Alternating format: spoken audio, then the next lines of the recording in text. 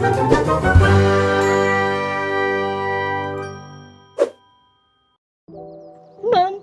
suamiku udah gak cinta lagi sama aku. Dia udah gak pernah bilang I love you. Udah gak pernah ngasih hadiah. Jangan overthinking dulu. Gak pernah ngomong I love you, gak pernah ngasih hadiah, bukan berarti tanda udah gak cinta loh. Masa sih? Iya betul Mam, karena bisa jadi bahasa cinta alias love language-nya Pak Su itu bukan dalam bentuk kata-kata kayak I love you, I miss you atau apapun, atau bukan dalam bentuk kasih hadiah. Belum tahu ya? Sini Mam, kasih tahu. Jadi yang namanya bahasa cinta alias love language itu adalah cara orang mengekspresikan rasa cintanya dalam sebuah hubungan.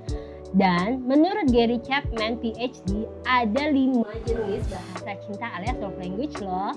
Banyak banget, apaan aja? Penasaran ya? Disimak ya. Bahasa cinta yang pertama adalah word of affirmation. Jadi orang-orang dengan bahasa cinta word of affirmation ini akan sangat merasa dicintai dan happy jika dia menerima kata-kata cinta, pujian, ataupun semangat dari pasangannya. Dan dia akan melakukan yang hal sama kepada pasangannya juga. Nah, kalau Pak Su ini bahasanya adalah word of affirmation, bahasa cintanya, dia itu biasanya jago banget ngegombal Mak. Dan dia juga senang digombalin balik, baik lewat chatting ataupun kata-kata langsung. Asik. Yang kedua, itu quality time. Nah, orang-orang dengan bahasa cinta quality time ini akan merasa sangat senang kalau kita menyediakan waktu khusus untuk dia. Jadi misalkan kita lagi sama-sama dia nih ya, itu singkirkan dulu yang namanya HP, iPad, ataupun main game. Pokoknya fokus sama dia dan menyediakan waktu bersama, ngobrol bersama, making eye contact saat ngobrol. Dia juga senang kalau kita melakukan activity bareng, misalkan kayak masak bareng, nyuci bareng, nyapu bareng, sekalian aja bersihin rumah. Yang ketiga adalah physical touch. Jadi orang-orang dengan bahasa cinta physical touch itu akan sangat merasa dicintai jika pasangannya ini melakukan sentuhan fisik. Jangan mikir kemana-mana, sentuhan fisik itu bukannya ahoy gitu loh ya, inget loh ya. Sentuhan fisik yang dimaksud itu kayak gandengan tangan, pelukan hangat, atau bisa jadi kecupan ringan di jidat. Ingat, bukan yang ahoy. Oke? Jadi nih ya, warning buat Pak suami, misalkan istri itu tiba-tiba minta dipeluk, itu bukan berarti kemana-mana. Jadi pikirannya tuh jangan traveling dulu ya Pak. Bisa jadi istrinya ini bahasa cintanya adalah physical touch, dimana saat dia meminta dipeluk, itu dia mencari kenyamanan dari suaminya atau dari pasangannya. Bukan kode macem-macem loh ya Pak, inget.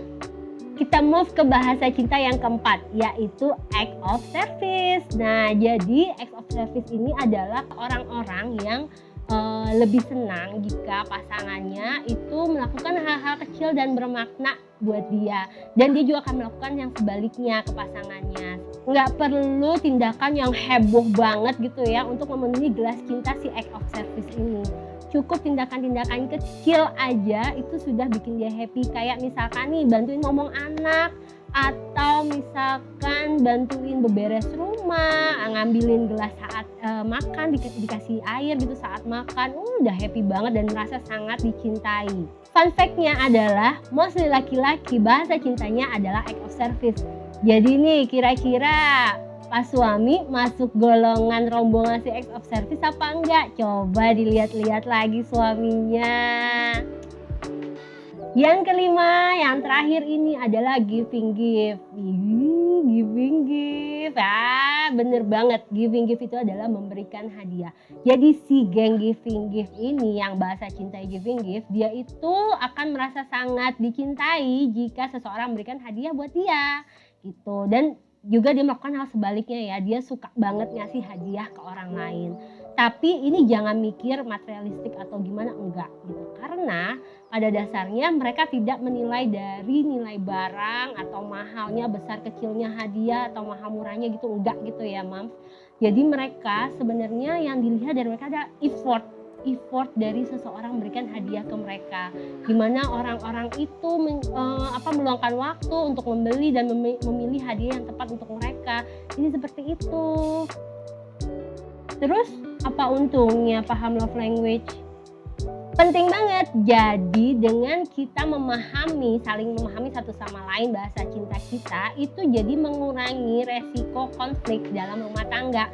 Jadi kita nggak ada overthinking yang mikir aduh dia nggak cinta lagi atau aduh dia nggak sayang lagi, nggak ada lagi kayak gitu, karena sedikit banyak kita sudah mengetahui bagaimana dia mengekspresikan cintanya terhadap kita gitu ya Mam. Dan itu juga begitu berlaku juga sama Pak Suami. Jadi Pak Suami juga lebih tahu gimana memperlakukan kita sesuai dengan kebutuhan kita si bahasa cinta ini.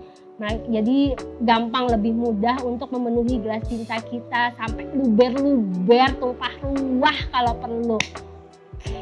Jadi gimana Mam setelah mengetahui dan memahami bahasa cinta? Nggak overthinking lagi kan?